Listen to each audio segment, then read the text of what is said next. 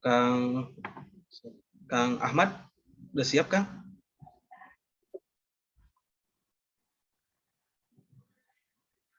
Assalamualaikum Kang Ahmad. Waalaikumsalam. Ya, punten ya kami Pak. Siap. Kita mulai aja Kang ya. Ya, mangga silakan. Bismillahirrahmanirrahim. Assalamualaikum warahmatullahi wabarakatuh. Bapak dan Ibu, rekan-rekan sekalian, Pak Kabid dan pimpinan, mungkin Pak Kadis atau Pak Sektis kalau hadir. Kita memulai acara sesuai dengan rencana kita, yaitu kita mengadakan ekspos atau sosialisasi terkait dengan yang yaitu ruang kerja masa depan sesuai dengan yang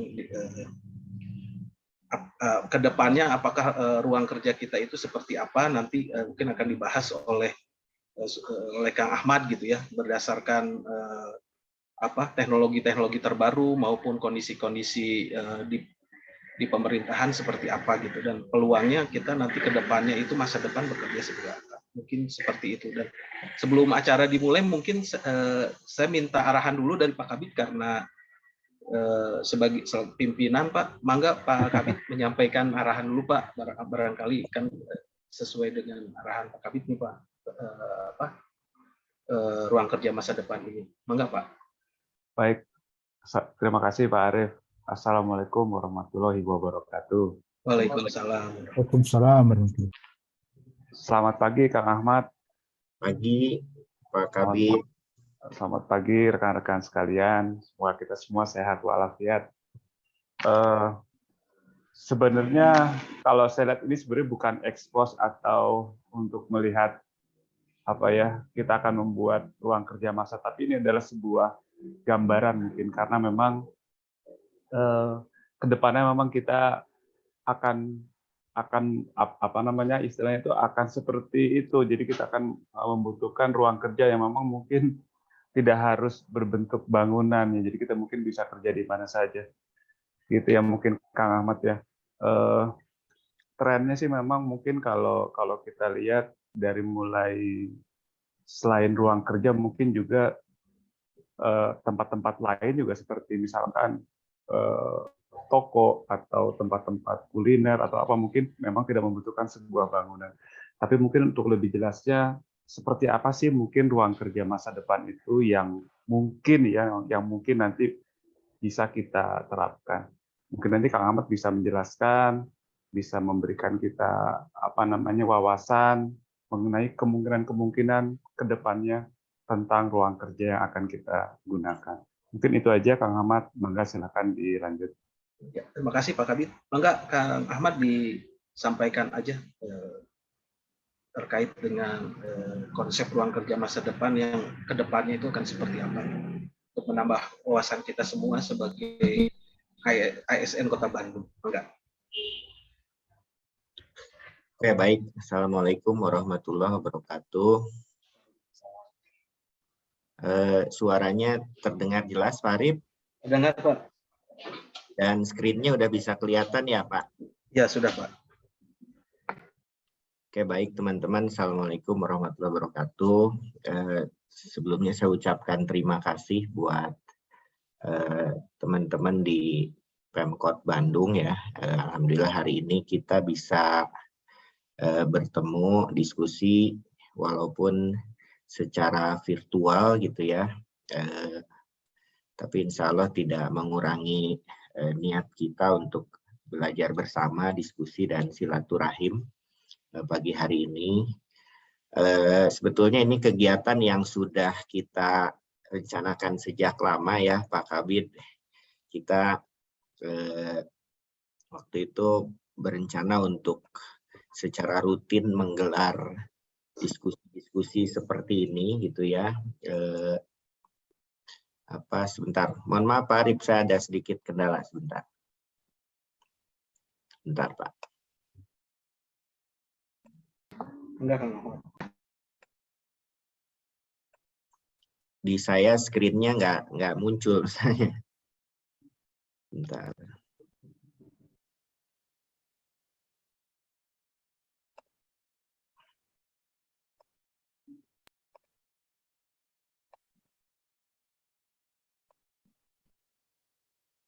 Oke, saya lanjutkan. Ya, jadi saya dapat pesan dari Pak Kadis waktu itu, waktu diskusi untuk sering untuk diskusi-diskusi seperti ini ya, karena zaman sekarang zaman kolaboratif gitu ya, saling sharing, kemudian benchmark, diskusi yang memang selama mungkin 3 tahun terakhir ya, sejak pandemi kita sudah terbiasa melakukan hal-hal seperti ini. Itu sebelumnya kita sudah sempat diskusi ya kemarin tentang big data, tentang AI, dan saya yakin kemarin juga menarik tuh Pak Kabid yang disampaikan oleh Pak Indrawan Nugroho waktu acara ya, tentang innovation gitu ya. Dan pagi ini saya mohon izin, ini hanya berbagi pengalaman aja ya Pak Kabid, berbagi cerita dan pengalaman. Teman-teman sekaligus perkenalan, sebenarnya saya saat ini kalau dibilang berprofesi gitu ya, sebetulnya saya juga salah satu praktisi working from anywhere gitu, itu sejak tahun 2011 Pak Kabid gitu ya. Jadi saya dulu pernah bekerja di BUMN gitu ya. Kemudian juga sejak 10 tahun terakhir, alhamdulillah berkesempatan bergabung dengan beberapa multinational company, dan ya udah sekitar 11 tahun ya, sejak 2011 saya mengalami atau merasakan yang namanya FWA gitu, Flexible Working Arrangement. Jadi bekerja bisa di mana saja, bisa kapan saja gitu ya. Yang penting outcome based, kemudian result oriented gitu, tapi tetap dalam konteks governance gitu. Jadi kan saya berkesempatan untuk bekerja di perusahaan teknologi, jadi memang menggunakan teknologi sebagai tools-nya untuk melakukan pekerjaan atau kegiatan sehari-hari gitu. Jadi dengan adanya flexible working ini, kita bisa juga leluasa untuk mengerjakan beberapa kegiatan lain, terutama mungkin kalau dulu ada istilah namanya work-life balance gitu ya, antara personal life, kemudian family life, professional life, dan social life itu harus balance gitu ya. Nah kalau sekarang mungkin bahasanya bisa dikatakan work and life integration. Jadi dalam satu time frame. Sekarang mungkin teman-teman merasakan ya waktu COVID kemarin ketika WFH gitu, pagi masih bisa nganterin, menemenin anak Zoom sekolah atau nganter belanja, tapi di waktu yang sama kita sambil kerja juga gitu, sambil berkegiatan. Nah ini yang akan menjadi new normal kita after pandemic gitu ya. Nah ini nanti mungkin 1 jam ke depan kita akan diskusi bagaimana future trends di government, terutama di cara kerja, kemudian apa yang sedang terjadi di dunia industri saat ini, terutama after pandemic, dan bagaimana plan-plan government ya di Indonesia dalam menghadapi new realities ini gitu. Dikala milenial sudah semakin banyak, kemudian pola kerja berubah, nah apa yang harus kita siapkan. Jadi kita kira-kira begitu ini yang akan saya sampaikan. Jadi di tengah diskusi silahkan kalau ada yang perlu disampaikan tinggal raise hand. Mungkin Pak Arief juga bisa sekaligus jadi moderatornya gitu ya. Interrupt aja, ini hanya berbagi cerita, berbagi experience gitu ya. Mungkin untuk mulainya saya mau tunjukin satu video ya Pak Arief. Nah, atau sebelumnya di sini saya tulis judulnya ini ada 2 hal ya. The future of work, masa depan pekerjaan, dan workplace atau ruang kerjanya seperti apa. Karena ini 2 hal yang berbeda ya. Pekerjaannya seperti apa dan tempat kerjanya seperti apa, sebelum nanti kita diskusikan beberapa teori atau tren yang saat ini terjadi. Ini saya mau nunjukin satu video dulu nih.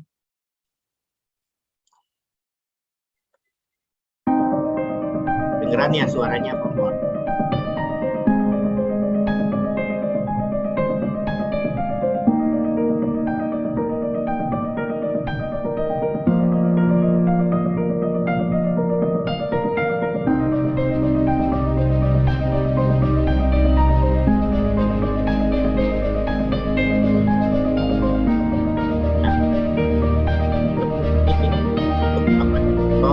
Jadi sekarang sudah dilakukan ini beberapa Pak Ahmad, suara Pak Ahmadnya nggak kedengeran.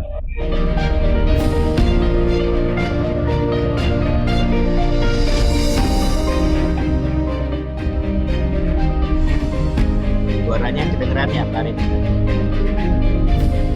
Kalau suara kedengeran, tapi suara Pak Ahmad nggak kedengeran. Oh iya, setelah video ya.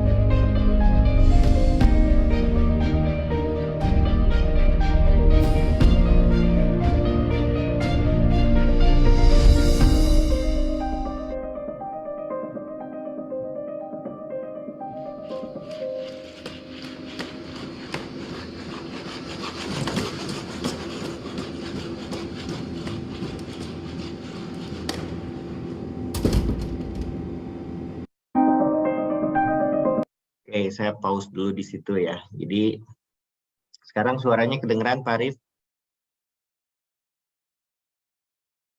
Kedengeran, Pak. Ya. Ya, itu tadi sedikit video yang menurut saya cukup provokatif gitu ya. Jadi saat ini bukan masa depan lagi gitu ya. Jadi saat ini pekerjaan itu tadi beberapa contoh ya di dunia retail dan di dunia pertanian gitu, bahwa pekerjaan-pekerjaan manusia sudah mulai digantikan oleh robot dan IoT AI gitu ya. Nah ini sudah terjadi Bapak Ibu gitu ya.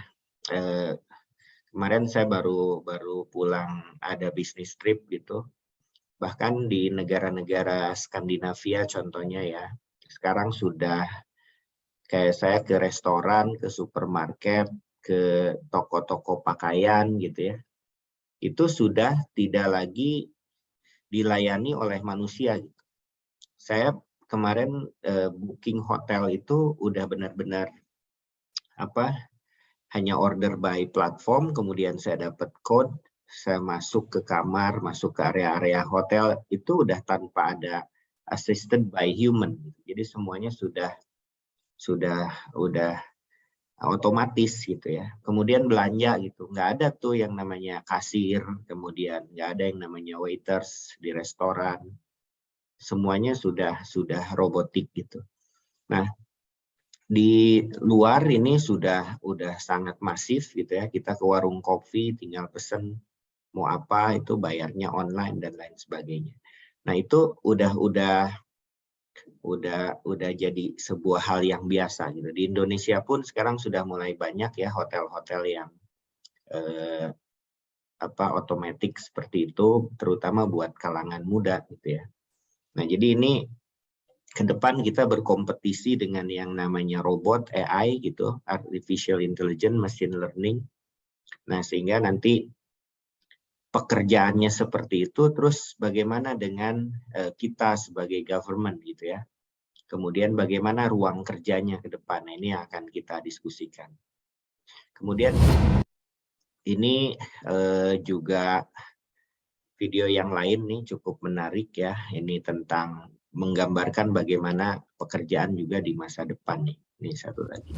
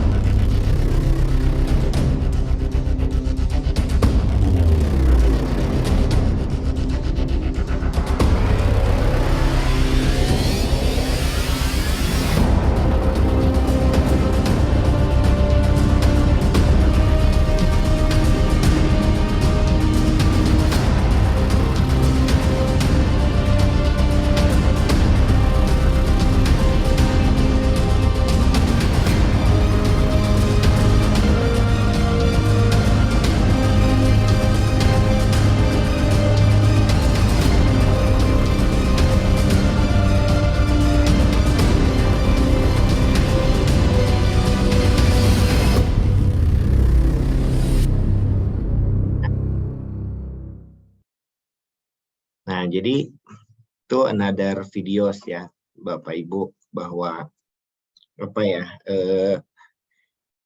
ini tuh mengajak kita untuk berpikir gitu, sekarang ini teknologi begitu pesat, begitu cepat gitu, terus bagaimana dengan masa depan pekerjaannya manusia itu sendiri gitu. Walaupun yang namanya robot, AI itu dibuat oleh manusia, tapi sebenarnya mengcannibal beberapa pekerjaan manusia gitu ya. Kalau kita ingat dulu gerbang-gerbang tol gitu ya, masih pakai manusia, sekarang udah pakai tapping, dan future tahun depan ya akan berubah menjadi multi-lane free flow misalnya, tanpa ada gerbang sama sekali. Kemudian tempat-tempat parkir, tadi saya sampaikan bahwa beberapa perusahaan retail ya, kemudian delivery, itu udah mulai menggunakan teknologi. Teknologinya cepat sekali. Sekarang juga sudah hadir yang namanya metaverse dan lain sebagainya ya. Terus pertanyaannya, kita manusia kerja apa gitu, kalau sudah semuanya dilayani oleh robot seperti itu gitu ya. Nah, ini yang tadi di video tadi kita diajak mikir tuh. Jadi tadi disampaikan kalau bicara tentang pekerjaan fisik itu kita akan sulit untuk berkompetisi dengan yang namanya teknologi gitu ya, robot dalam hal ini, karena mereka bisa bekerja 24/7, mereka bisa respon jutaan request misalnya dalam waktu yang singkat. Nah, sementara manusia punya keterbatasan. Nah, tadi disampaikan bahwa ada yang tidak dimiliki oleh teknologi atau robot itu, yaitu bicara tentang karakter, morality gitu ya, tentang creativity, ideas dan lain sebagainya. Itu yang akan membedakan nanti the future of worker itu. Kalau kita mau bersaing dengan teknologi supaya bisa tetap kompetitif, ya tetap kita harus punya itu ya, punya integrity, karakter, creativity, daya imajinasi untuk meng-create ya, kolaboratif tadi disampaikan. Nah, itu yang akan menjadi competitiveness kita di kala ya mungkin sekarang kita tidak terlalu merasakan ya, tapi coba lihat sekitar mungkin beberapa tahun ke depan gitu, ini kita akan sudah mulai masuk ke sana. Tadi di video pertama dilihat ya, tahun 1900 itu di New York itu hanya ada satu mobil di antara ribuan kuda gitu ya. Kemudian tahun 1913 hanya ada satu kuda di antara ribuan mobil gitu ya. Nah, kemudian sekarang juga kita lihat gitu, dulu banyak mobil, mungkin ke depan ada mobil terbang, taksi terbang, dan sekarang tuh udah ada gitu.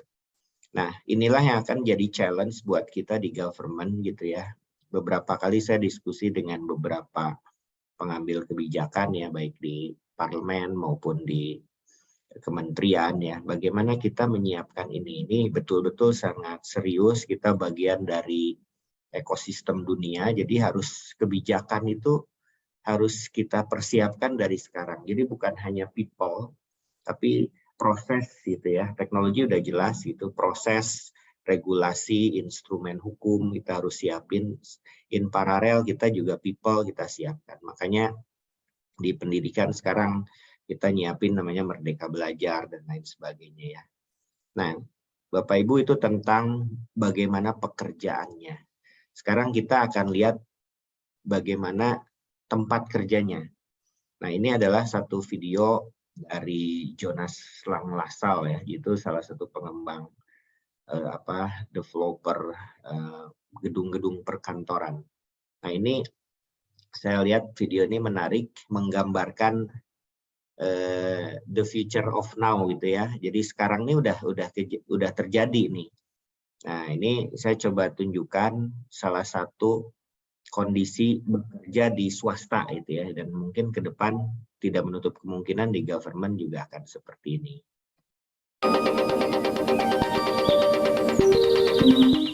Ini expected akan mulai dijalani di tahun. Morning, Jill.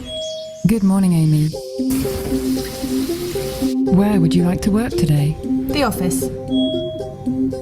What's the weather like today? The temperature is 18 degrees with a 57% chance of rain. Are you ready to start your day? Give me 10 minutes. Okay. How would you like to get there? I'll walk. Do you want to ride? No, I'm good. Thank you. Careful, Amy. Obstacle ahead. Nearly there. Good time, Amy. Good morning, Amy. Welcome to JLL. You have one message from William Douglas. Okay, thanks. Thank you. Your first meeting is at 10:30. Please proceed to the elevators. Have a good day. And you. Lisa is in today. Lunch? Good for me. Invite sent. Have you seen the latest report? No. Your coffee will be ready in 5, 4, 3, 2, 1. Thank you. Tip sent. This building uses sensors to make your day more productive. Need a desk? Maybe later. Sure. How's the temperature? It's fine. Ready to start your meeting with Eloise Dupont? I am indeed. I'll let her know. Bonjour Amy, ça va? Bonjour, Eloise. Hold on. Auto translating. Vous avez vérifié le document que je vous ai envoyé? Yeah, all looks great. Thanks very much. Au revoir. Bonne journée, au revoir, merci. Are you happy to share your building usage data today? Have a great evening, Amy. Plan for route home? Stop navigation. Navigation off. Send a message to Tom. Are we still okay for the meeting tomorrow morning at 9 o'clock? Message sent. Would you like to switch to personal mode? Yes, please. Personal mode. Work mode returns 7 a.m. tomorrow. Confirm. Have a nice evening, Amy. Enjoy the sunset. Good night, Jill.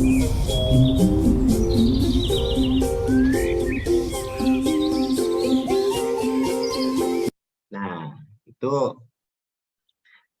contoh tuh yang sekarang di beberapa modelingnya di beberapa negara sudah mulai dilakukan gitu ya.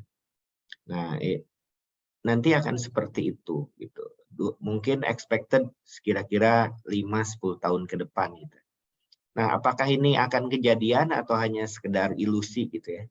Kalau kita ingat 20 tahun lalu, Pak Arief gitu ya, kita hanya melihat yang namanya video call itu hanya di film gitu. Tapi kemudian it happens now gitu ya. Kita bisa video call, kita bisa meeting, diskusi seperti ini ya, via Zoom seperti ini. Itu dulu hanya sekedar konsep dan video-video gagasan gitu. Tapi kemudian beberapa tahun kemudian itu terjadi, dan ini mungkin sebuah konsep gagasan gitu, tapi ini akan terjadi gitu karena beberapa modelingnya ini sudah kita lakukan gitu. Nah, jadi kita akan bersiap menuju era ini, Pak Kabid gitu ya. Teman-teman, nanti kita multi screen, kita pakai kayak semacam Google Glass atau kita pakai alat-alat Oculus gitu ya, VR seperti itu. Nanti akan menjadi yang namanya massive tools seperti halnya kita di handphone sekarang gitu. Nah, ini beberapa masa depan yang akan kita jemput bareng-bareng gitu ya, terlepas dari nanti bagaimana sih saat ini tidak bicara perkara apa ya, non teknologinya gitu, maksudnya bagaimana dengan hukum, kemudian bagaimana dengan dalam tanda kutip morality, kemudian tentang kemanusiaan dan lain sebagainya, itu lain hal cerita. Tapi teknologi ini sekarang sudah ada gitu, dan menunggu konsensus dunia nih mau jalaninnya seperti apa. Tapi di beberapa belahan dunia ini sudah dilakukan gitu ya. Nah, kemudian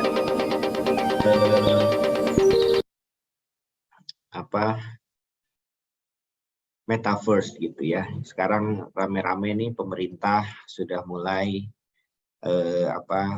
masuk dunia metaverse yang memang udah digagas oleh Facebook, kemudian beberapa perusahaan dunia juga sudah mulai masuk sini ya, kayak Google, Microsoft, Amazon gitu ya, udah masuk sini.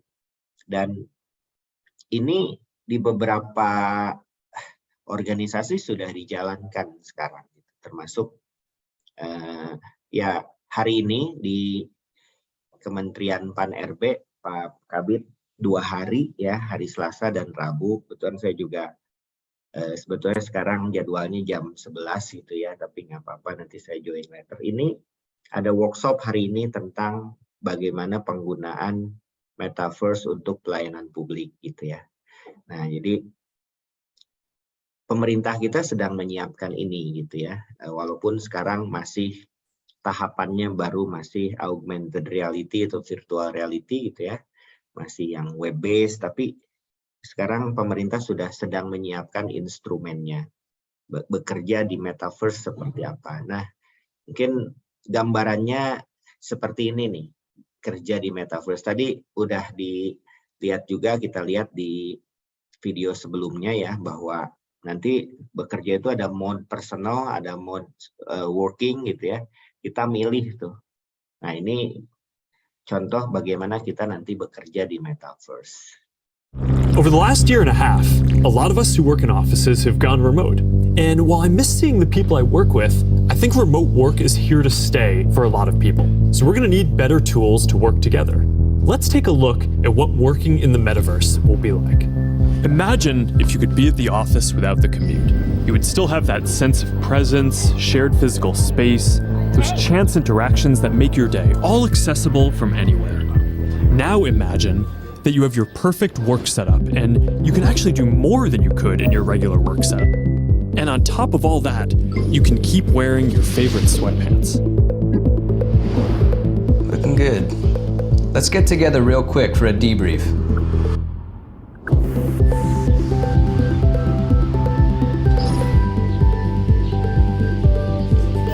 I'm free now. Let's jump in. Hi. Hey. So what do we think?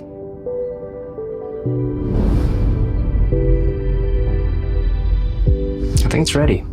Great. I'll prep it for the presentation. All right. Good luck. Imagine a space where you can tune out distractions and focus on the task at hand. And when you're ready to share what you've been working on, you can present it as if you're right there with the team. Wait, where's Mark? I think he's in the middle of something.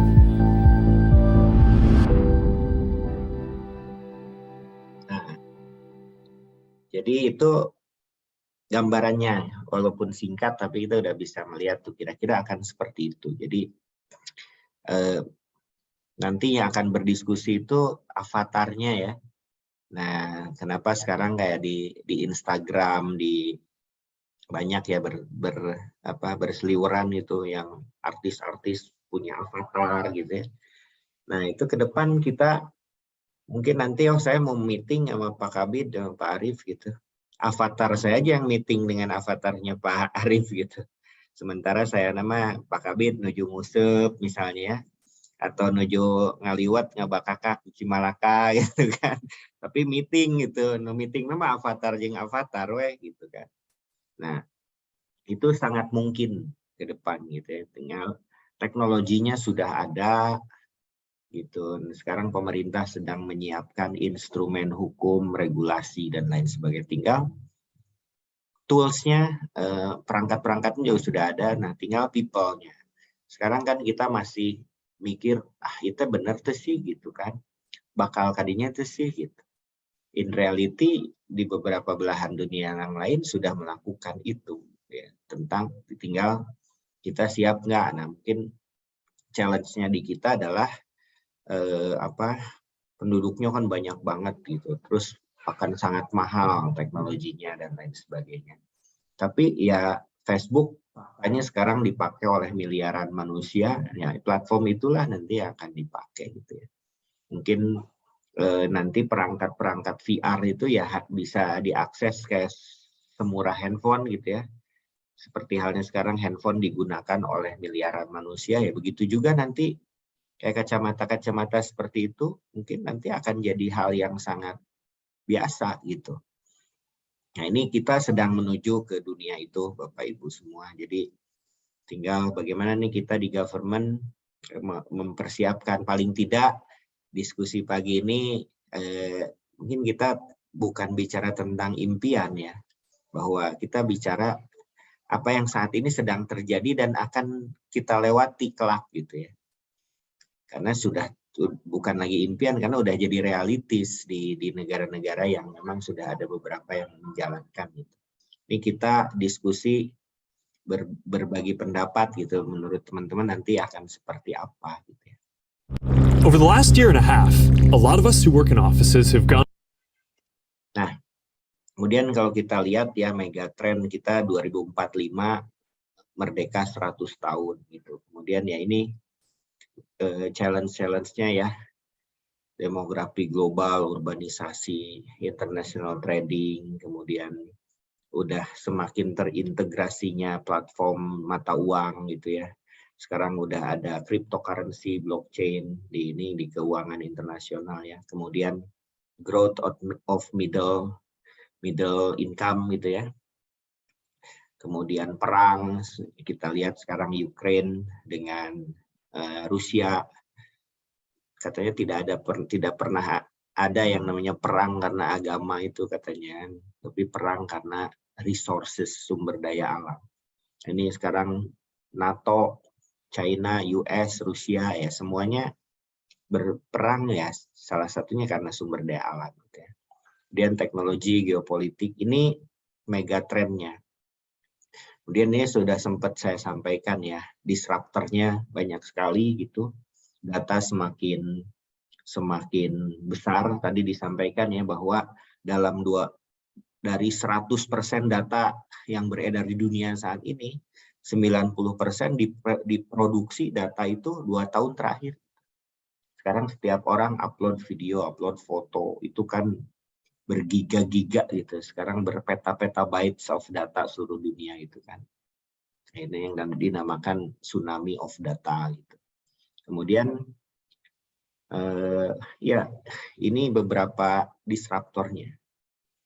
Generasi berubah, kemudian karir berubah, bekerja bisa dimanapun, kapanpun. Nah ini kalau kita hanya responnya biasa-biasa aja, wah ketinggalannya jauh banget nanti kita gitu ya. Nah kalau kita lihat hasil sensus nih terakhir kira-kira nilai angkanya sama ya. Nah ternyata penduduk Indonesia yang generasi Gen Z milenial dan post Gen Z ini sudah lebih dari 60% penduduknya gitu kan. Terus kita di pemerintahan gitu ya, mohon maaf kalau masih membuat aturan regulasi yang menggunakan sudut pandangnya generasi sebelumnya, Gen X ke baby boomer ke sana.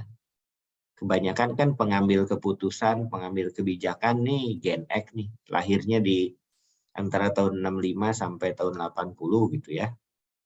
Nah, sementara penduduknya banyaknya Gen Z dan post Gen Z gitu. Sehingga ada yang namanya regulation gap gitu. Jadi makanya sekarang sangat terbuka nih, kita memasuki tahun politik 2023-2024 itu akan banyak sekali nanti caleg-caleg milenial. Kita lihat semua partai itu coba berlomba untuk narik simpati milenial gitu ya. Karena ya mereka akan bekerja buat generasinya gitu. Nah ini hal yang menarik sehingga government harus nyiapin seperti apa. Dan nanti apakah ada yang daftar jadi PNS misalnya ya. Mohon maaf gitu ya.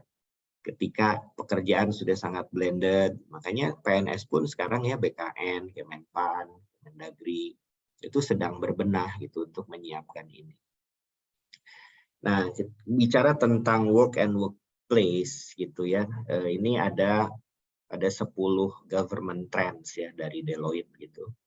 Saya hanya mau menyoroti yang ketiga gitu, yang related dengan pekerjaan dan pekerjanya ya. Jadi yang pertama itu tren di government itu tentang climate resilient government. Jadi kalau negara-negara maju sekarang udah mikirnya itu bagaimana green countries gitu ya, kemudian green cities. Kalau negara-negara di Nordics itu di sana, dan alhamdulillah kemarin saya baru trip ke sana Pak Kabid sekitar 3 minggu gitu ya, belajar tentang resilient government ini dari pemerintah di Finland, di Norway gitu. Mereka itu kalau es mencair habis itu negaranya tenggelam gitu, sehingga mereka berpikir tentang bagaimana penanggulangan iklim gitu ya. Kemudian reshoring, friendshoring, supply chain. Nah, sekarang kan Eropa itu, negara-negara Eropa challenging banget tuh dengan adanya perang Rusia-Ukraine. Karena kayak gas, energi itu banyak Eropa itu dari Ukraine gitu ya. Kemudian terigu dari Ukraine, energi dari Rusia. Nah, supply chain kan terganggu tuh karena perang. Nah, mereka harus mulai mikirin itu. Kemudian, nah ini labor force gitu, adaptive worker namanya. Jadi bisa bekerja dimanapun, adaptif dalam situasi apapun. Nah ini bisa dimungkinkan dengan tadi workplace-nya didesain untuk mereka yang generasi baru ini gitu. Kemudian link up government, bagaimana central government dan regional government dan city government ini bisa kolaborasi dalam hal budget gitu ya. Kalau sekarang kan kadang kita mohon maaf tidak efisien. Satu untuk urusan satu data aja misalnya ya, untuk sensus atau mau nyari data tentang data kemiskinan atau data kependudukan, ini ada Kementerian A, Kementerian B, Kementerian C, pemerintah juga dan lain-lain. Jadi mengeluarkan budget yang beberapa kali untuk satu pekerjaan yang sama. Nah ini yang mulai disadari gitu ya. Kemudian data fueled government. Ini pemerintah sedang menyiapkan satu data, bagaimana data menjadi basis dari keputusan gitu ya. Kemudian driving innovation ecosystem nih nomor 6, government as catalyst, termasuk kemarin ya, selamat tuh Kota Bandung udah bikin connectivity, ini kan tujuannya driving innovation. Kemarin materi utamanya juga tentang innovation, ekosistemnya dibangun dengan startup dan lain-lain. Kemudian public health partnership ya, ini di drive karena adanya COVID kemarin, sehingga harus disiapin digital access for all, akses connectivity, infrastructure gitu ya. Nah, inclusive government itu keterlibatan multi stakeholders-nya, pentahelix-nya juga dibuka, social care, safety net juga disampaikan. Jadi tentang workplace ini, the future, ruang kerja masa depan ini memang semua government di dunia sedang menuju ke situ. Nah, mudah-mudahan Kota Bandung juga dengan adanya inisiatif-inisiatif seperti ini, mungkin nanti silahkan bisa dilanjutkan diskusi-diskusi internal di tiap dinas, kemudian disampaikan ke pemimpin, ke pengambil kebijakan untuk mulai nyiapin gitu ya. Nah, karena di abad ke-21 organisasi semakin global, network, diverse, virtual gitu ya. Termasuk sekarang kita diskusinya lagi virtual gitu ya. Tapi kita jangan lupa gitu bahwa masih ada hal-hal yang sifatnya manual, fisikal, dan lokal. Jadi kita di Indonesia ini nggak mungkin lah semuanya automation, cyber tuh nggak mungkin. Karena masih ada gap akses ke teknologi di saudara-saudara kita yang ada di remote area gitu ya. Nah, kemudian bicara tentang future of work tadi, kita bagi 3 hal sebetulnya.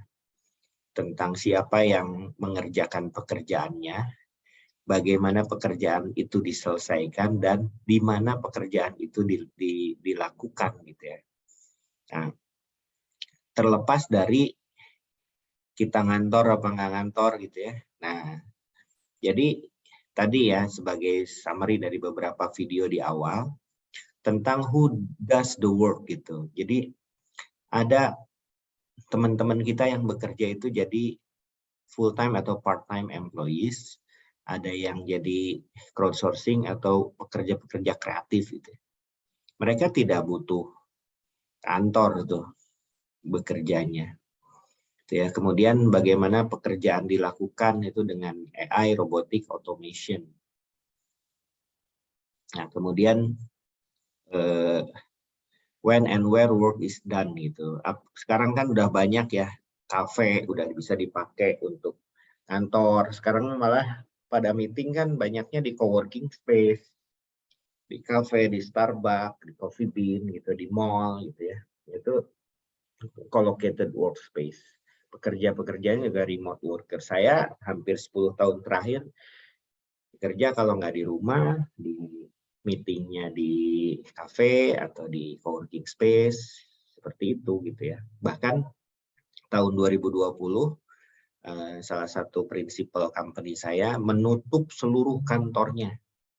Di seluruh cabangnya di dunia ditutup, kemudian dia berpindah ke virtual, bukan virtual ya, kayak kantor co-located yang kayak semacam apa WeWork seperti itu, pindah ke WeWork semua. Jadi saya kalau misalnya ke Singapura atau ke Sydney hanya berbekal satu kartu aja tuh bisa kerja dimanapun, dan kantornya kantor kita, jadi kita punya dedicated space di situ.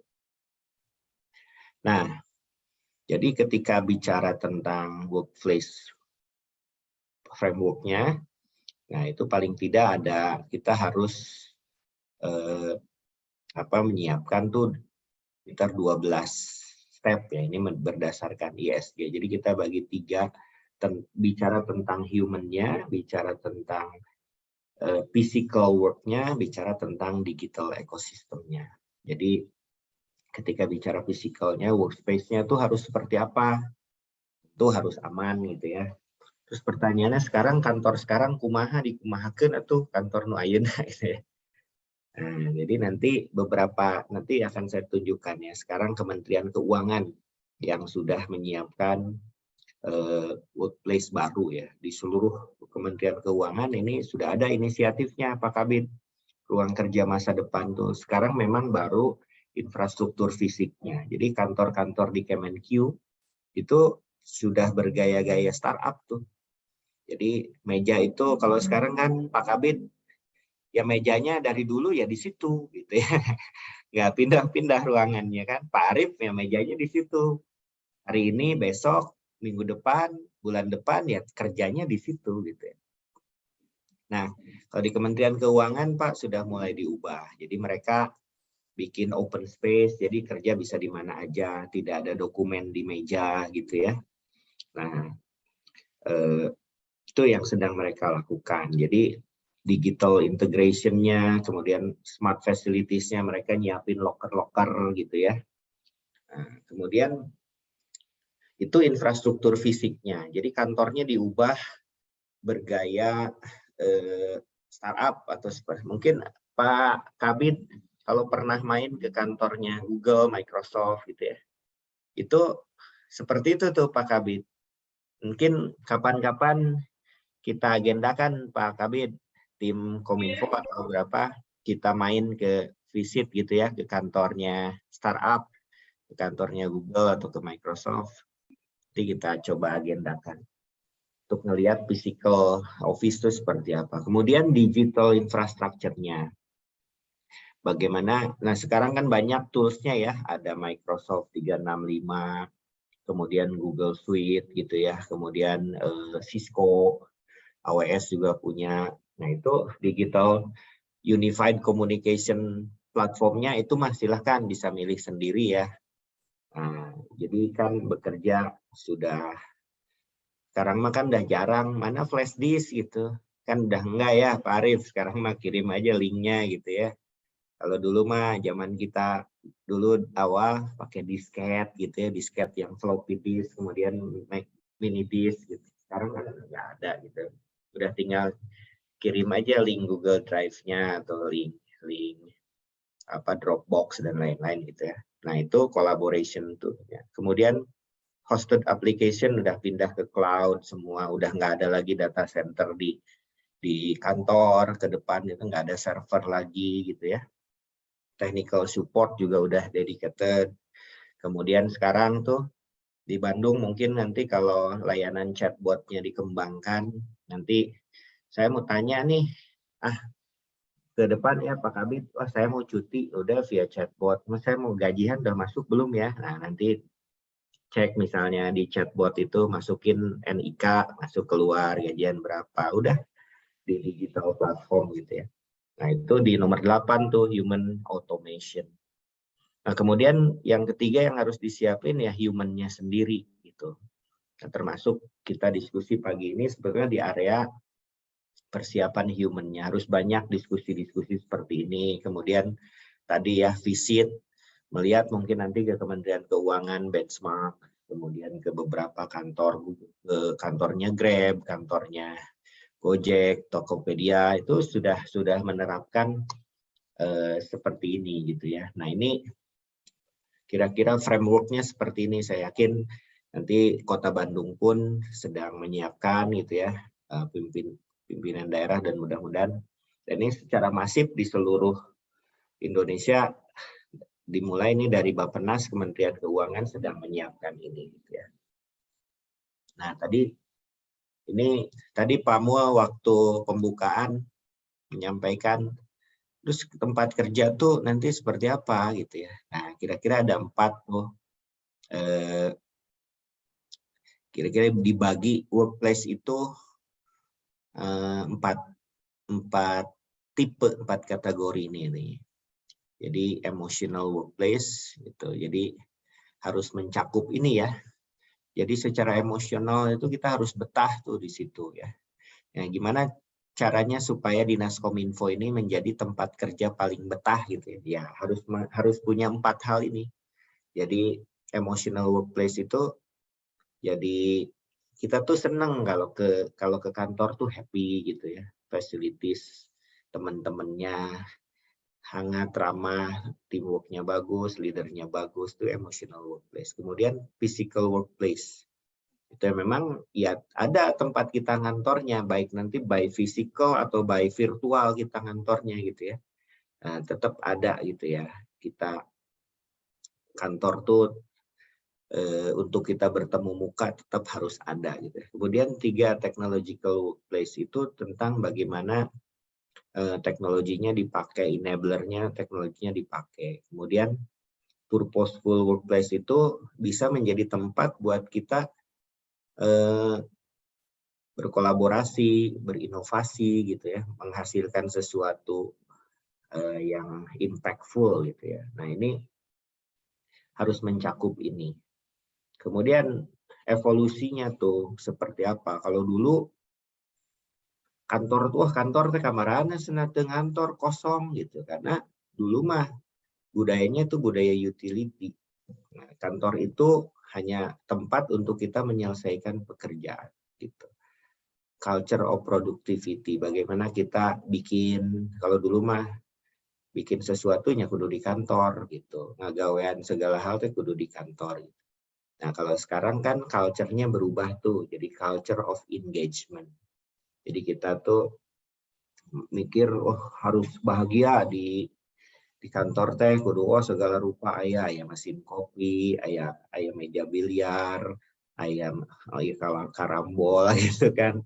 Nah, masih kayak begitu tuh saat ini tuh. Tapi di Indonesia itu masih yang paling kiri tapamu, banyak kantor mah, apalagi mohon maaf kalau di institusi-institusi pemerintahan masih yang kiri tuh, gitu kan. Nah, kalau korporasi ini udah yang tengah, tapi ke depan bagaimana sih kita bekerja? Nah, ini kulturnya harus culture of meaning gitu. Jadi, kita harus kerja, kenapa kita ke kantor, kenapa kita sebagai PNS, apa yang harus kita dedikasikan, apa inovasi apa yang harus kita create gitu. Jadi culture of meaning gitu.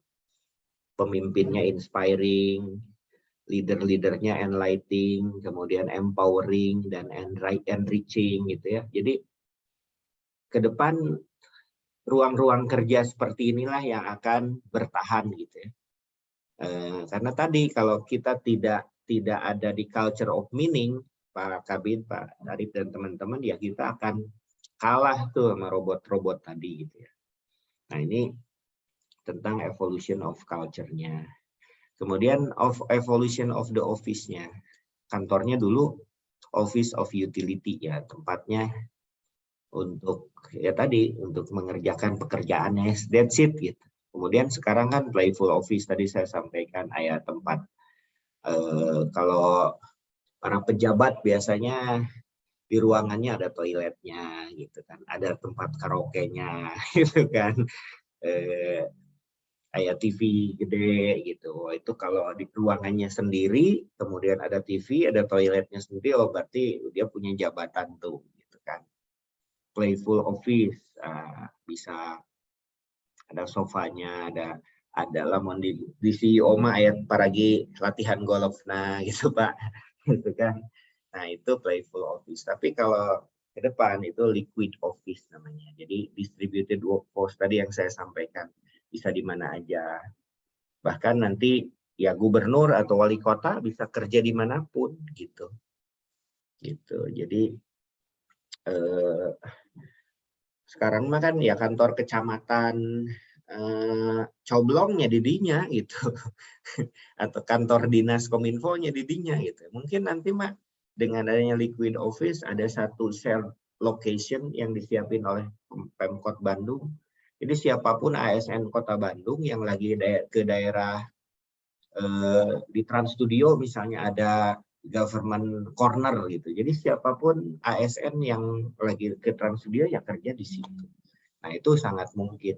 Atau misalnya di Jakarta punya sebuah coworking space yang di-create oleh pemerintah Kota Bandung misalnya. Siapapun warga Bandung yang ke situ ya ke situ ngantor misalnya. Itu namanya liquid office. Jadi tidak dibatasi lagi oleh tempat, oleh dinas, institusi gitu ya. Di Korea itu, di Korea Pak Kabit sudah tidak ada lagi. Jadi logo itu ya satu aja. Government of Korea. Tidak ada kementerian A, kementerian B, kota. Semua kabupaten, kota, kementerian, dinas, logonya satu. Government of Korea. Gitu ya. Nah, jadi itu untuk apa spiritnya. Nah, ini tentang skill sebenarnya udah sempat saya sampaikan gitu ya.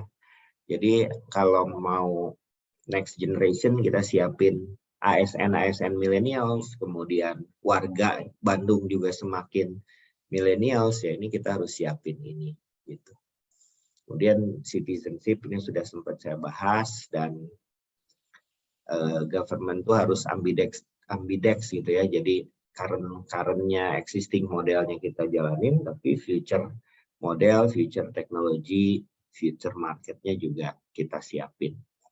Nah, kira-kira sudah 1 jam Pak Kabit, Pak Arief, saya sudahi dulu materinya. Selanjutnya saya serahkan ke Pak Arief dan teman-teman kalau ada yang mau didiskusikan. Mangga, kira-kira seperti itu ya ceritanya, provokasi lah judulnya Pak Kabit.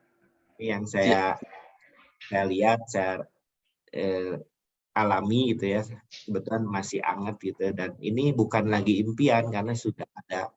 Nah, tinggal bagaimana pemerintah, dalam hal ini pemerintah Kota Bandung ya, Kominfo nih sebagai leading sektornya untuk teknologi, di Pak Arief, di Pak Kabit sebagai plannernya di teknologi. Nah, ini salah satu hal yang harus jadi concern kita adalah penyiapan tentang ruang kerja masa depan dan cara bekerja di masa depan. Kira-kira seperti itu ceritanya Pak Kabit, Pak Arief, dan teman-teman. Mohon maaf kalau ada yang kurang, yang lebih, nanti selebihnya kita diskusikan. Mangga, Assalamualaikum warahmatullahi wabarakatuh. Waalaikumsalam warahmatullahi wabarakatuh. Wah, terima kasih Pak Kang Ahmad ya, menambah wawasan kita ya terkait dengan ruang kerja masa depan ini. Jadi sebelumnya mungkin Pak ada pertanyaan dari teman-teman, Pak Kabit dulu atau mungkin ada tanggapan Pak Kabit atau gimana sebelum saya lempar ke teman-teman. Maka ini sebenarnya mah ruang diskusi bebas ya, jadi mau dipotong, mau instruksi, mangga silakan. Kalau saya sih ngelihatnya nih Kang Ahmad, dari tadi mulai dijelasin dari awal sampai akhir tuh, kalau saya mah masuknya zamannya zaman kolonial, mungkinnya tadi sampai ke zamannya Gen Z tuh jauh sekali. Nah, ini harusnya sebenarnya nih pola pikirnya yang buat ke teman-teman yang masih muda, yang kedepannya masih panjang waktu kerjanya. Karena memang kemarin juga kan ada ada ramalan katanya 10 tahun ke depan kiamatnya PNS. Jadi mungkin nanti PNS sudah nggak ada, mungkin efek dari teknologi yang tadi diterangkan oleh Kang Ahmad. Nah, itu baru PNS-nya saja, belum nanti mungkin di masyarakatnya, Pak. Karena tadi kan seperti digambarkan oleh Kang Ahmad tadi, mau panen aja cukup dengan satu alat, tidak perlu banyak orang metik, sudah bisa untuk berhektar-hektar sawah atau berhektar di tanaman. Kemudian orang juga bisa kerja dari rumah. Nah, pemerintah itu kan harusnya menyiapkan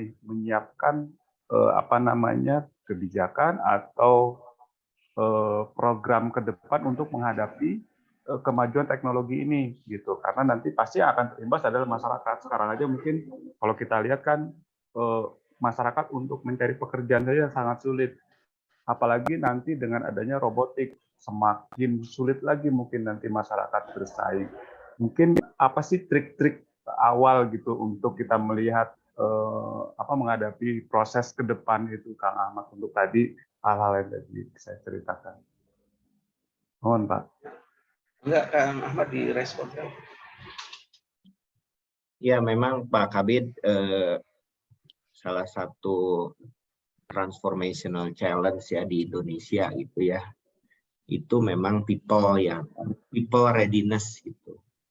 Jadi kebetulan saya banyak tinggal di Sumedang gitu ya Pak Kabid. Kemudian sekarang mungkin teman-teman mendengar melihat bahwa Sumedang secara digital lebih advance, misalnya pelayanan-layanan publik semuanya udah layanan digital gitu. Tapi saya sendiri kalau diskusi dengan Bupati gitu ya, bahwa jangan sampai kan perannya teknologi itu kan memudahkan gitu. Terus kumaha lamun di lembur gitu ya, masyarakatnya handphonenya aja nggak ada misalnya, kemudian handphonenya masih batangan gitu ya, nggak bisa mengakses mobile apps platform gitu. Nah, kemudian apakah teknologi itu jadi solusi? Ya tidak juga. Jadi semua teknologi itu kan sebagai tool. Dalam transformasi selalu ada people, proses, dan teknologi gitu. Tapi teknologi seperti apa? Bukan teknologi yang canggih sebetulnya Pak Mul, tapi teknologi yang tepat sasaran gitu. Jadi kalau misalnya gini, di daerah gitu ya, kalau di Sumedang masih banyak kampung-kampung yang sudah diakses. Kemarin saya juga baru dapat laporan ada 5 kampung yang tidak ada sinyal tuh. Terus kalau sekarang kebijakan pemerintah semua pindah ke digital, itu dipakai di super apps misalnya. Sekarang rame-rame bikin super apps. Terus warganya jangan-jangan boro-boro ngakses super apps gitu, handphone aja tuh aja Pak. Kemudian boro-boro ngakses semua yang canggih-canggih itu. Nah, internet now gitu aya di lemburna gitu. Nah, jadi harus kembali lagi kepada purpose-nya apa. Misalnya layanan publik. Kita kan survei, paling banyak digunakan apa di daerah-daerah itu memang punya Pak Kabid gitu ya. Di satu keluarga at least ada satu handphone itu ada. Pun bapaknya tuh bisa ngakses, budak nama gaduh lah Android nu kelas paling bawah, nu ngan bisa dipakai WhatsApp unggul gitu. Gitu kan, dipakai SMS atau WhatsApp doang itu bisa gitu ya. Tapi kalau mau install aplikasi, wah harus memorinya kudu ditambahan kira-kira gitu. Sehingga apa? Nah, kita siapin layanan WhatsApp tadi. Nah, layanan WhatsApp itu kan relatif lebih mudah sosialisasinya gitu ya. Kemudian bisa diakses juga via SMS gitu. Nah, itu kan jadi teknologinya sih nggak canggih gitu, tapi tepat gitu. Nah, seperti itu Pak Mul. Jadi ada beberapa yang kalau memang nggak ada yang punya ya at least satu, kan tiap desa itu punya namanya KPM, Kader Pembangunan Manusia gitu. Di setiap desa itu ada pendamping desa, kemudian di tiap RW itu ada relawan-relawannya lah. Nah, minimal gitu yang dipersenjatai atau dikasih enablement teknologi itu para penggerak-penggerak itu tuh. Itu di setiap desa harusnya ada. Di kelurahan pun biasanya ada tuh pendamping-pendamping seperti itu. Yang mereka lah yang melakukan sosialisasi, jemput bola, layanan apa sih yang dibutuhkan, atau paling tidak RT RW itu udah punya platform. Kemarin tuh saya lihat di pameran Connected City itu ada platform namanya rukun.id. Itu sangat-sangat bagus tuh Pak Kabid. Tapi pertanyaan apa di seluruh RT RW itu punya handphonenya untuk ngakses warganya kan gitu. Tapi kalau ya itu harus based on research gitu ya, dicek gitu. Jadi kembali lagi Pak Kabid, memang di Indonesia itu challenge-nya nggak bisa dibandingin lah. Contoh saya tadi cerita tentang Norway, Finland gitu. Norway itu satu negara penduduknya cuma 5 juta gitu. Finland juga ya sekitar segitu ya. Kita 280 juta gitu ya. Jadi kalau di sana teknologi diterapkan dengan baik, karena memang nggak ada orang gitu. nggak ada orang, sehingga mereka pakai teknologi gitu. Nah kalau di kita pakai teknologi, pemerintah dihadapkan kepada masalah sosial gitu kan. Wah jadi nganggur gitu. Nah sehingga jadi leader di Indonesia tuh nggak mudah. Saya masih ingat dulu Pak Kabid, ketika Kang Emil wali kota Bandung nerapin parkir yang on street itu, yang di Braga gimana gitu kan. Kemudian sempat jalan waktu itu, tukang parkirnya dilengkapin gitu ya. Iya memang canggih gitu, tapi saya sekarang mungkin nggak terlalu digunakan lagi karena apa ya? Kamarana tukang parkir jadi leungiteun rezeki misalnya. Karena teknologi di satu sisi mensubstitusi pekerjaan orang manusia yang memang, mohon maaf, mungkin level pendidikan, level sosial berbeda gitu ya. Nah ini yang menjadi challenge yang ya sampai sekarang pun didiskusikan gitu. Saya juga terlibat Pamul waktu proses transformasi pembayaran jalan tol dari pembayaran tunai ke non tunai. Itu ada berapa ribu lah jalan tol itu. Jasa Marga itu dulu mikir ini dikamanakeun gitu kan. Nah, akhirnya disitulah yang namanya leaders mengambil keputusan ya. Dialihkannya akhirnya ke back office, ada yang ke contact center, ke back office gitu. Nah, nanti kalau misalnya kantor nih, atau kumaha senang ke gedung-gedung perkantoran aset gitu ya. Asetnya jadi gimana ketika ASN rumah, terus gedung-gedung sekarang harus diapain? Ya, menurut saya harus di-redesign gitu ya, kemudian fungsionalnya ditambah, kemudian ya bertahap gitu ya, jadi lebih ke yaitu purposeful place gitu ya. Jadi akhirnya produktivitinya naik gitu. Jadi kembali Pak Mul untuk menjawab change management challenge gitu ya. Dari sisi people, memang kalau di Indonesia kita mampu kok bikin regulasi, kita mampu. Teknologi kita bisa beli gitu. Tapi memang kita punya challenge di masalah people. Jadi edukasi, contoh lah sekarang udah 2-3 tahun Zoom aja, mungkin masih ada di antara teman-teman kita yang masih gaptek, masih ya caranya share screen di Zoom gitu kan.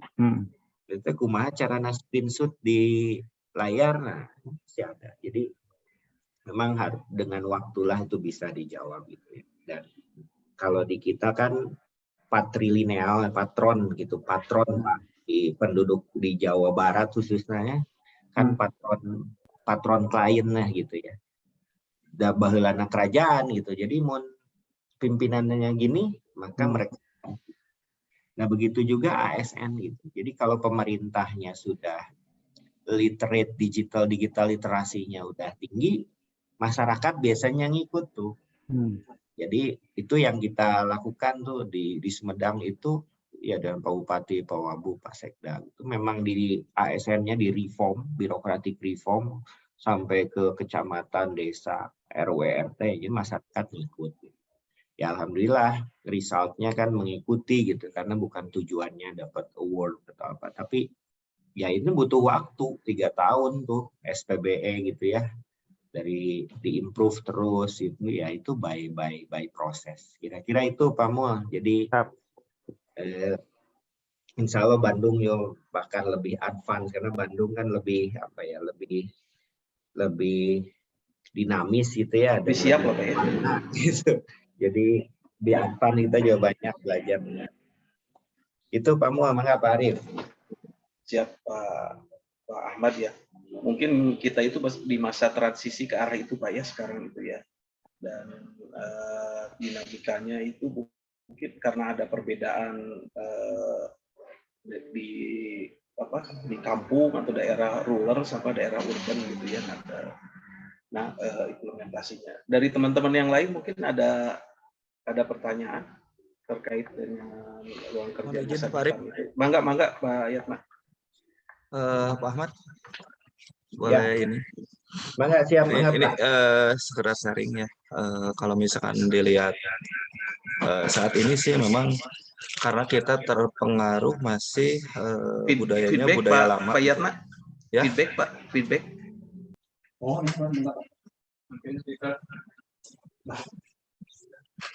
tes. Ya, bagus.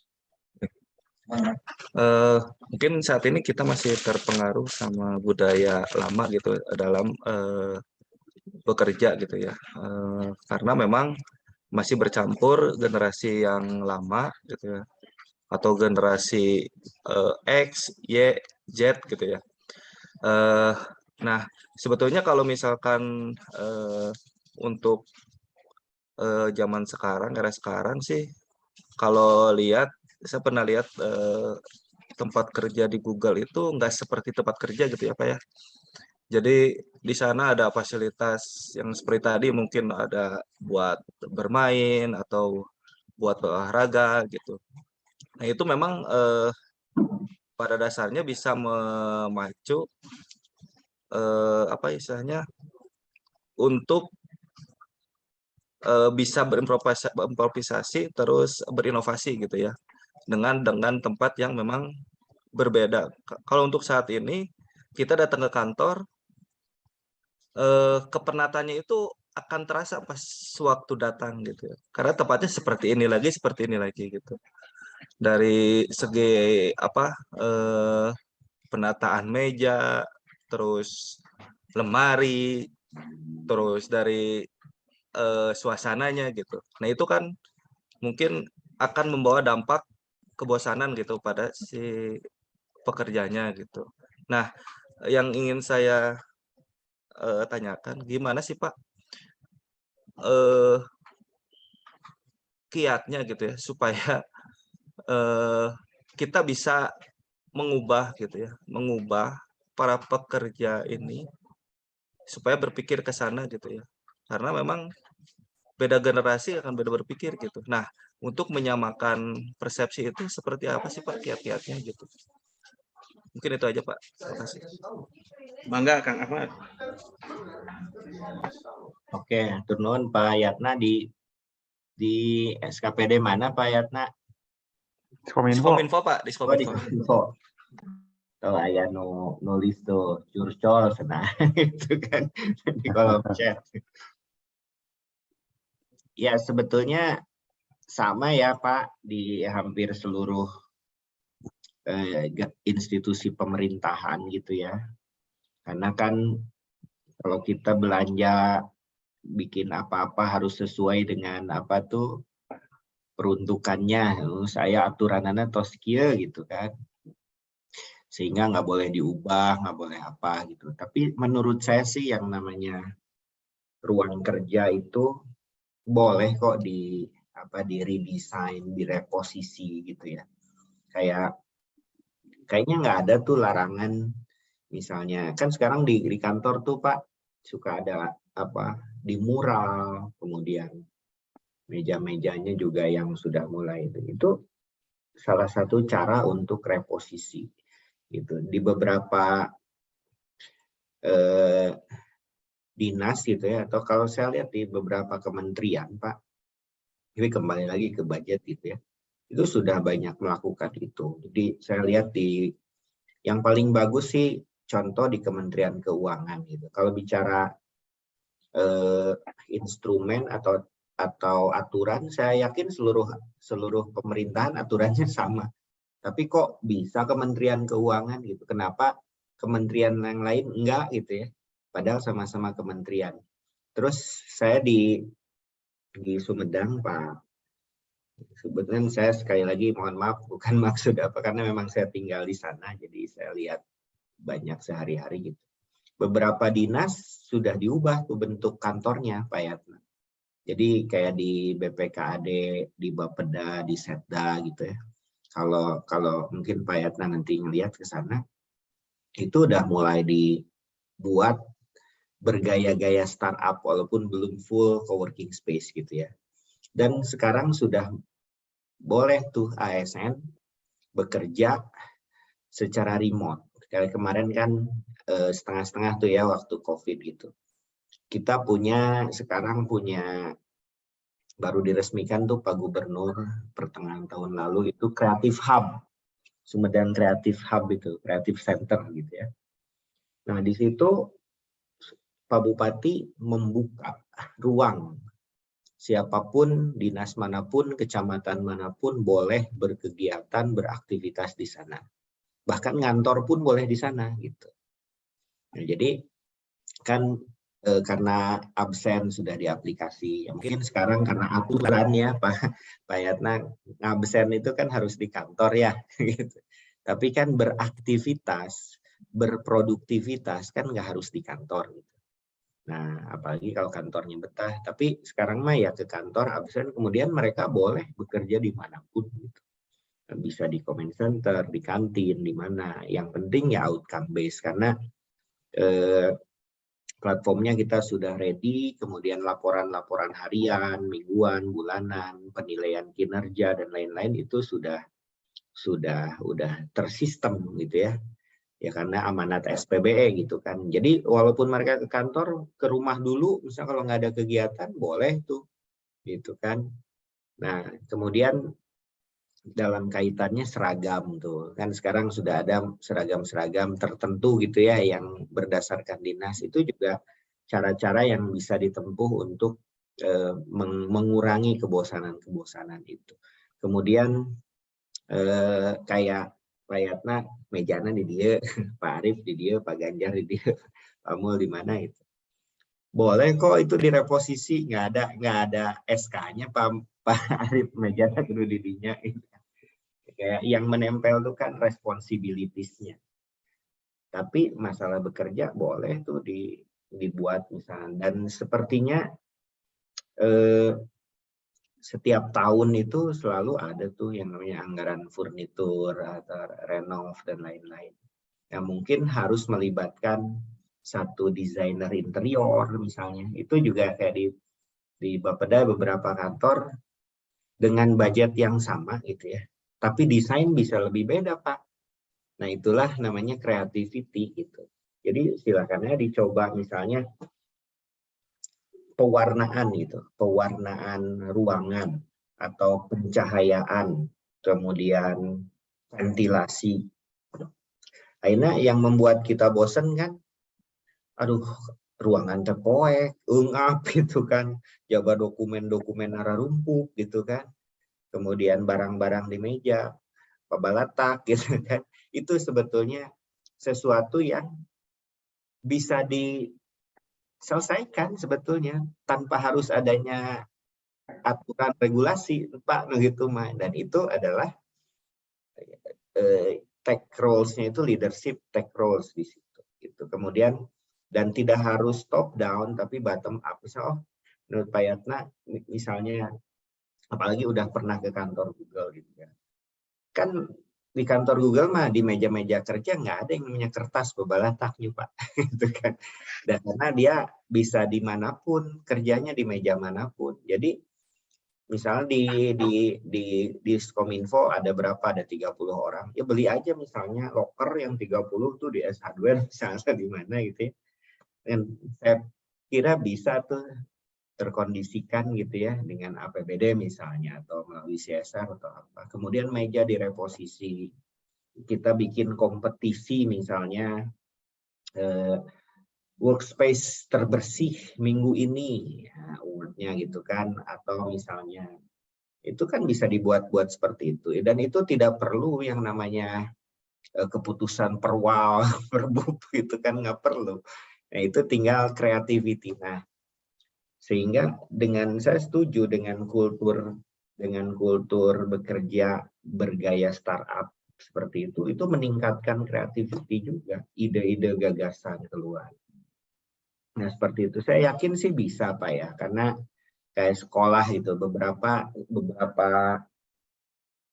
saya sempat ngajar ya diskusi seperti ini di beberapa ke guru-guru penggerak gitu ya.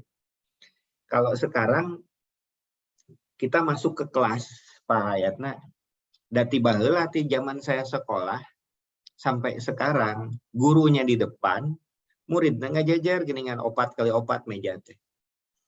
Nah, terus saya tanya ke gurunya, apakah boleh mejanya nggak dipakai atau boleh nggak belajar fisikanya di lapangan basket misalnya sambil ngumpul? Kan boleh, nggak ada larangan. Boleh nggak mejanya diatur jadi bentuknya U misalnya? Boleh nggak mejanya ditumpuk semua, kemudian kursinya aja yang dipakai, kemudian kita melingkar gurunya di tengah. Belajar seperti itu boleh nggak? Ada nggak aturannya seperti itu? Kan nggak ada. Nah, jadi tergantung kreativitas kita. Jadi kalau Pak Yatna misalnya sekarang merasa bosan ke kantor teh, ya silahkan sampaikan gagasannya ke pimpinan gitu. Yuk minggu ini kita rolling yuk tempat kerja yuk gitu kan. Nah, hari Sabtu Minggu kita ke kantor, kita rolling beres-beres tempat kerja, kemudian masing-masing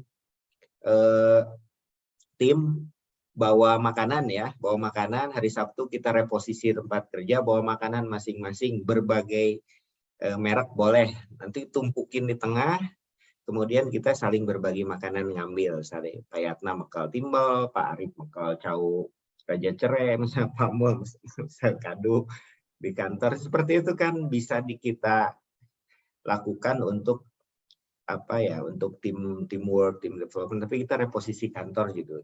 Nah itu mungkin Pak. Dan itu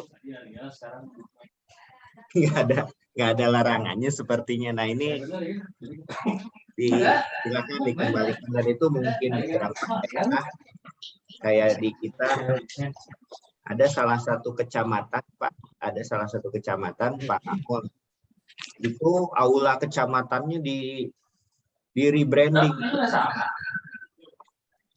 Jadi aula si kecamatannya itu pakai mural, kemudian pakai rumput sintesis tuh yang hijau seperti ini. Padahal aula kecamatan di lembur. Bahkan ada satu Pak balai desa di Buah 2 dibuat gedungnya itu kayak gedung putih Pak, kayak istana. Gitu. Karena ada barat tahun tuh Pak. Mereka ya kayak dulu lah Pak Emil pernah jalanin Kamis English Rebunda kan gitu, itu kan nggak ada tuh di aturan-aturan ke ASN-an gitu, tapi kan itu creativity. Nah jadi silahkan dikembalikan Pak Yatna, beberapa ide-ide simple yang gratis itu banyak sekali contoh-contohnya, dan libatkanlah misalnya kayak gini, Dinas Komunikasi bikin lomba desain ruang kerja untuk semua mahasiswa desain interior sekota Bandung misalnya gitu ya. Bikin lomba, hadiahnya naon, hadiahnya misalnya handphone gitu atau apa. Saya yakin tuh ratusan karya bisa jadi inspirasi kan gitu. Nanti bisa dikolaborasikan dengan prodi-prodi desain interior, kan banyak tuh di ITB, Telkom University, di Unpas, di mana ada. Kan itu. Mungkin keilmuan kita mah nggak ngerti masih ruangan kayak gini, tapi buat mereka yang belajar desain itu ya tempat yang ada eksis juga bisa didesain kok Pak, jadi lebih bagus gitu. Saya kira gitu Pak Yatnanya. Ya Pak, mungkin ini Pak, kan kalau misalnya secara biasanya kalau di pemerintahan itu berbeda gitu Pak dengan yang di swasta gitu ya, karena tetap ada benturan kepentingan. Misalkan kalau di satu dinas sih masih bisa mungkin ya. Mungkin kalau misalkan ada pemeriksaan dari inspektorat sudah beda lagi gitu. Nanti akan bermasalah, ini ngapain pengadaan ini, padahal secara fungsi mungkin di dinas kita ini berfungsi gitu untuk menambah kreativitas atau inovasi gitu. Tapi karena ada hubungannya dengan OPD lain, itu kan menjadi masalah juga Pak. Tetap regulasi itu harus juga diterapkan gitu secara ininya. Nah ini yang mungkin susahnya gitu kalau misalkan di pemerintahan gitu secara penerapannya gitu. Mungkin itu sih Pak. Ya itu juga sama pertanyaannya. Cuman sekarang itu kan kita ada kumanya rada ekstrim gitu sebenarnya Pak Yatna. Lebih baik minta maaf atau lebih baik minta izin kan gitu. Untuk hal-hal yang sifatnya minor, minta maaf aja Pak kayak. gitu. Ada minta maaf, minta izin, atau hanya sekedar pemberitahuan, Pak. Kalau dikasih tahu nggak dilarang kan gitu. Itu kan boleh juga tuh, Pak. Jadi ya kita pun diskusi, Pak, ketika ada inisiatif-inisiatif seperti itu ya, kumpul tuh inspektorat, dewan, kejaksaan gitu ya, Forkopimda tuh kumpul. Kita mau begini loh gitu. Dengan spiritnya ABC gitu. Tolong sama-sama di satu pandangan, satu frame gitu, bahwa tidak ada yang namanya mens rea gitu untuk keuntungan pribadi atau semata-mata untuk meningkatkan productivity dan kreativitas di tim gitu. Itu disampaikan, Pak, tertulis, terrecord gitu ya. Dan saya yakin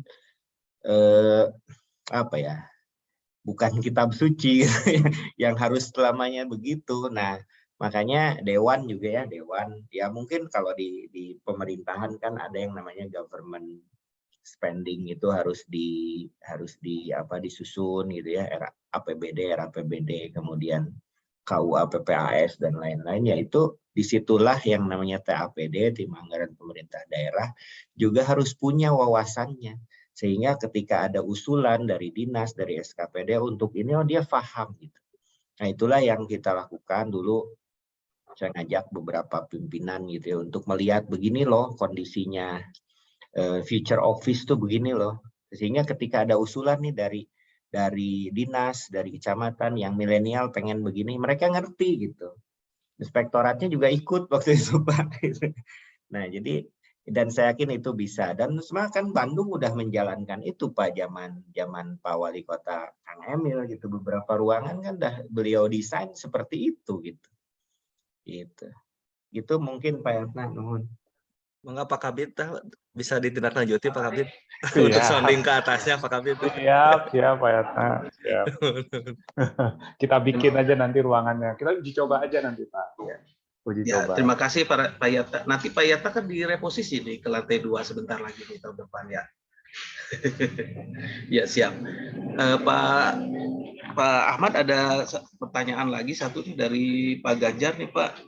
Ini terkait dengan ini, Pak, ada efektivitasnya ini karena terkait dengan kayak Microsoft mengurangi jumlah WFA dan beberapa company-nya gitu, jadi kayak setback lagi. Gimana tanggapannya Kang Ahmad? Oke, kalau urusan kinerja itu lebih kembali kepada integritinya gitu. Jadi Kang Ganjar, sekarang kan pemerintah juga udah nyuruh lagi ya, WFH udah ke kantor deui senajan nama ya. Ya memang tidak bisa kita pungkiri bahwa yang tetap ya dalam esensi komunikasi itu tetap adalah human gitu. Human communication itu matters. Jadi lamun cek bahasa Sunda mah, kalau kita bertemu muka itu aya bahasa yang tidak kita temui dalam pertemuan-pertemuan virtual seperti ini, termasuk chat atau apa gitu, walaupun ada emoticon dan lain-lain.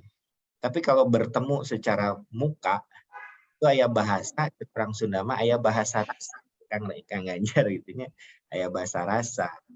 Nah, sehingga kalau saya sih terus terang lebih nyaman untuk berkantor secara face to face atau berkomunikasi secara face to face, kecuali tidak memungkinkan kan gitu. Nah, kembali ke urusan penilaian kinerja pegawai gitu ya. Kalau urusan kinerja kan kita sudah ditentukan ya yang namanya parameter apa yang harus KPI yang harus kita penuhi gitu ya. Apakah efektif atau tidak ya, kembali lagi kepada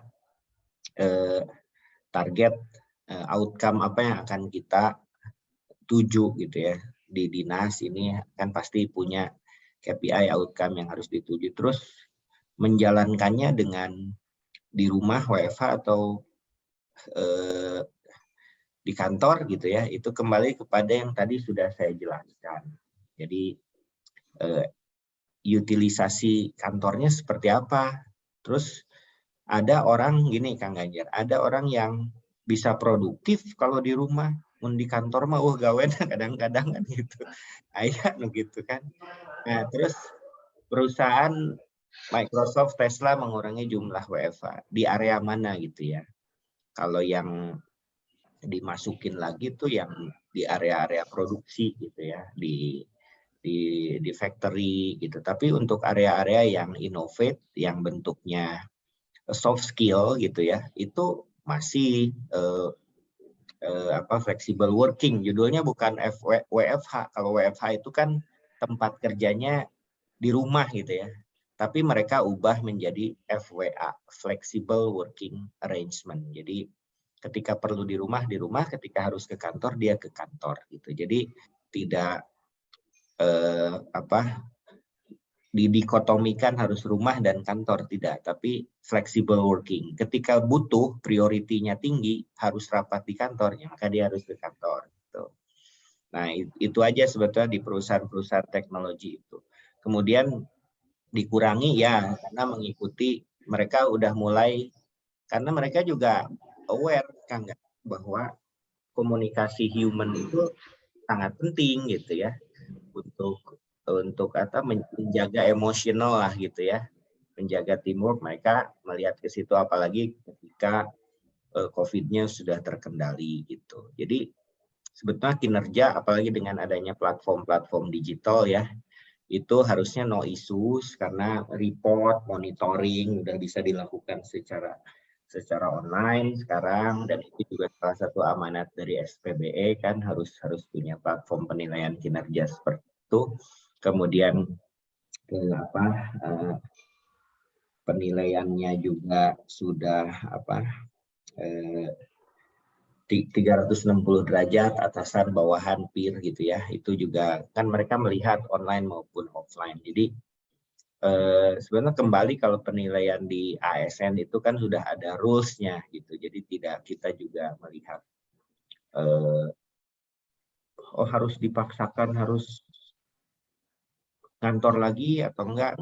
Jadi tapi istilahnya aja yang berubah menjadi flexible working gitu, bukan lagi WFH or WFO gitu ya, tapi flexible working. Ya kerjanya boleh di mana aja. Jadi tadi udah disampaikan ya, mau di co-working space, mau di kantor, mau di rumah, tapi outcome based dan result based gitu. Tapi tetap dalam domain responsibility-nya masing-masing kan gitu. Jadi sebetulnya, dan teman-teman kita nih di pemerintahan ini udah lebih terbiasa sekarang, beda sama 2-3 tahun yang lalu kan aja dulu mah rek Zoom dengan 45 menit gitu. Pare mau balikan deh. Itu kan nama dulu wah tuh bisa pakai Microsoft Teams mah hese misalnya. Pakai Google Hangout hese. Ayeuna mah kan lebih bisa milih, ya ngundang pakai Microsoft, oke.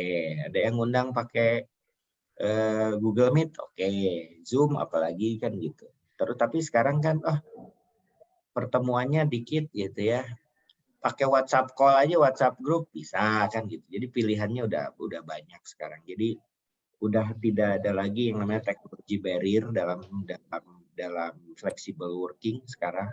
Collaboration tools punya bayar yang banyak. Ini kembali lagi kepada tinggal masalah efektif atau tidak, itu ke masalah integrity ya, dan trust.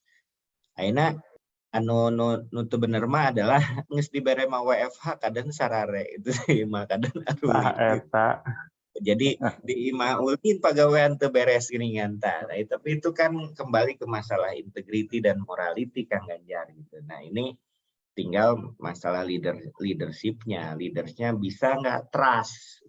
Nah, masalah trust ini kan gaining trust itu kan by example. Jadi leadernya dulu yang harus menunjukkan, nah ada bos ABG misalnya gitu, kamu produktif di mata misalnya kan. Nah, jadi ya silakan lah itu di tiap tim masing-masing punya approach yang berbeda dan punya pendekatan berbeda, cara-cara yang berbeda, tapi tujuannya kan tetap sama. Itu ya Kang Ganjar ya. Siap. Terima kasih. Nun, Kang Ahmad. Ahmad ya. Jadi kuncinya itu nggak semua pekerjaan harus WFH dan intinya di fleksibelnya Kang ya, kata kuncinya itu di fleksibelnya yang jadi mungkin itu. Ada yang lain mungkin satu pertanyaan terakhir ya Kang ya, soalnya sebentar lagi mungkin udah azan zuhur. Pak, dari teman-teman ada pertanyaan yang lain mungkin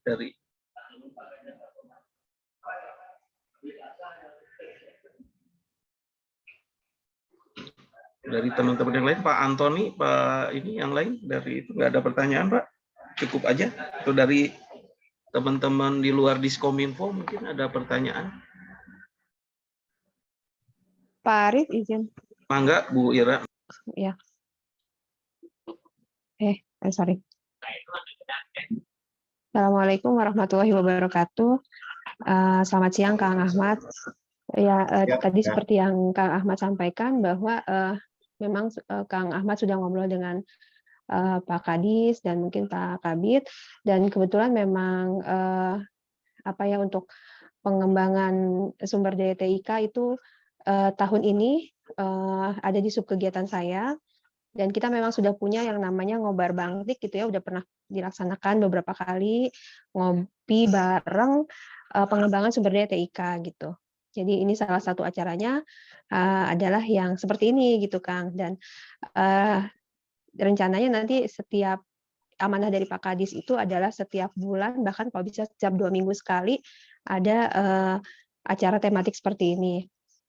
Mudah-mudahan nanti kami mohon bantuan dari Kang Ahmad untuk bisa konsisten untuk melaksanakan kegiatan ini begitu Kang. Kemudian tadi Kang Ahmad menyampaikan tentang future workplace framework ya. Itu benar-benar suatu hal baru ya kalau buat kami, the framework itu gitu ya, untuk isu-isu umumnya mungkin kita sama-sama sudah pernah menyaksikan gitu, tapi kalau untuk framework-nya mungkin itu suatu novelty buat kami gitu, dan tapi juga menimbulkan inferiority gitu ya, karena jauh gitu, kayaknya masih jauh kalau dari lingkup kerja kami gitu, tapi ya tentu saja itu adalah suatu challenge yang harus kita jawab seperti itu. Nah, pertanyaan saya mungkin nggak beda jauh dari tadi ya yang Pak Ganjar gitu ya, dan sudah dijawab juga oleh Kang Ahmad gitu ya, dengan bagaimana Apple, Google, dan Amazon ada perubahan culture gitu ya pada saat pandemi, begitu mereka semuanya work from home atau working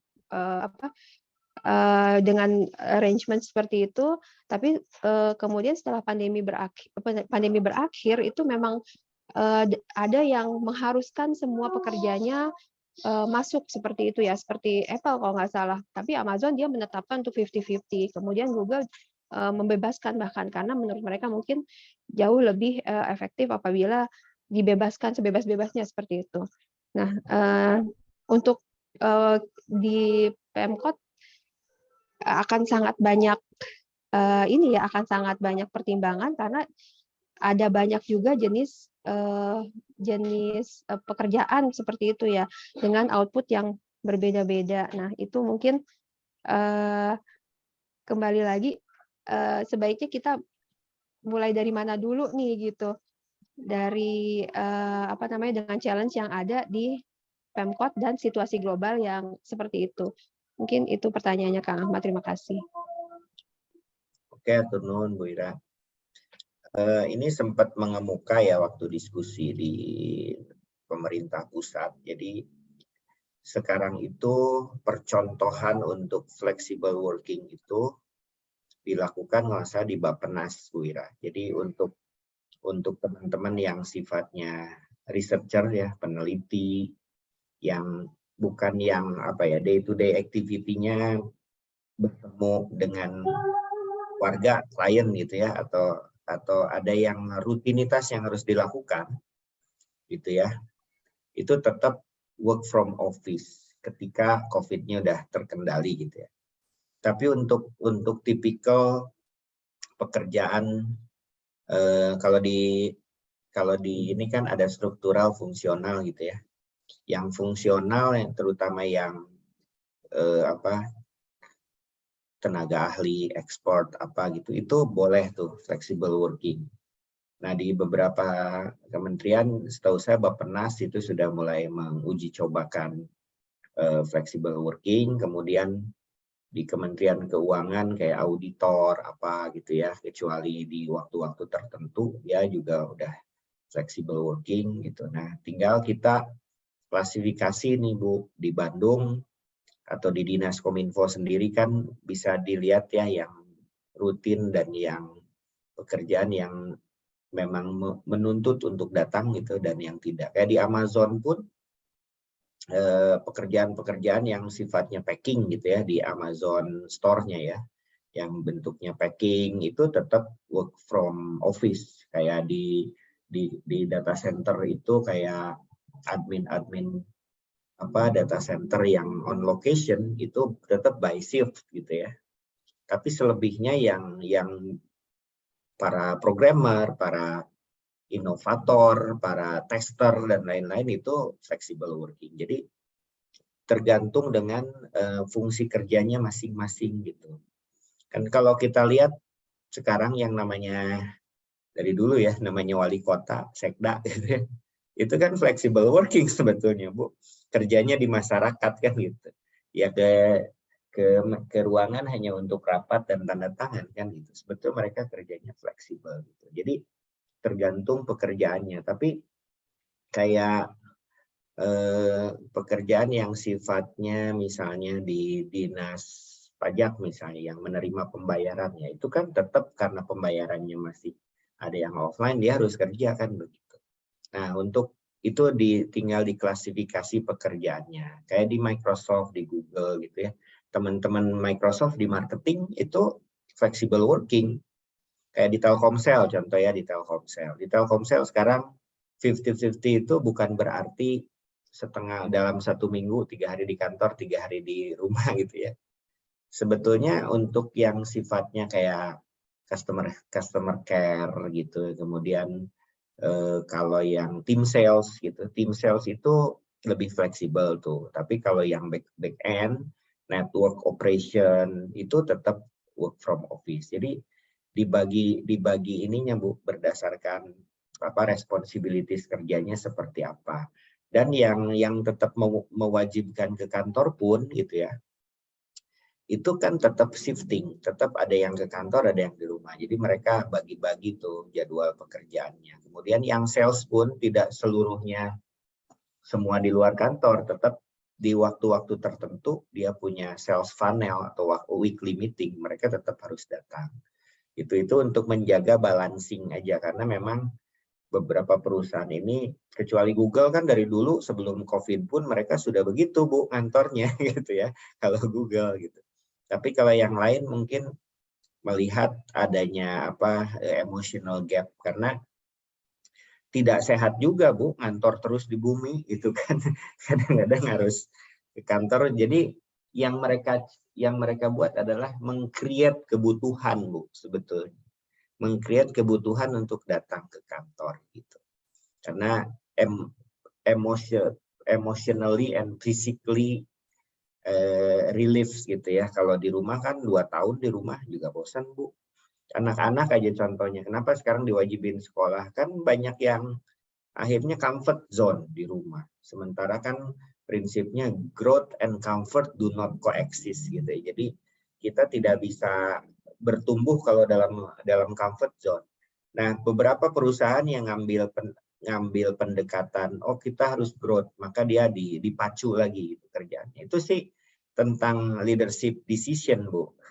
Itu dan semua pilihan gitu. Nah, di government yang saya tahu beberapa kementerian, beberapa pemerintahan gitu ya, ada yang mix, ada yang menerapkan ini itu tergantung kepemimpinan masing-masing. Tapi semuanya mungkin dengan semua konsiderasinya Bu. Itu dan di platform ini kan sudah dilihat tuh nomor 12 tuh ability to work from anywhere atau anytime. Tapi di satu sisi nomor 10 itu leadership-nya methods leadership. change-nya. Jadi tergantung pemimpinnya. Kalau pemimpinnya believe bahwa kan pemimpin yang paling tahu karakter timnya. Kalau karakter timnya bisa produktif seperti ini, ya itu dilakukan. Nah, ini dikembalikan di Bandung seperti apa gitu ya. Kalau belum bisa lintas dinas SKPD, at least di Dinas Kominfo dulu seperti apa kan gitu. Nah, ini kembali kepada leadership dan tim development-nya di sana. Itu mungkin Bu Ira. Hatur nuhun Kang Ahmad.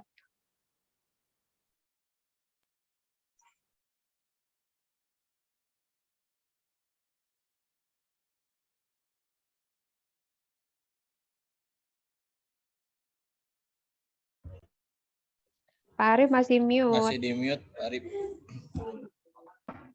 Siap, terima kasih Kang Ahmad, Bu Ira. Jadi konfirmasi aja teman-teman, ini sebenarnya kegiatannya apa terkait dengan pengembangan SDM TIK. Jadi saya posisinya as moderator gitu ya. Seperti ini kegiatannya kegiatan apa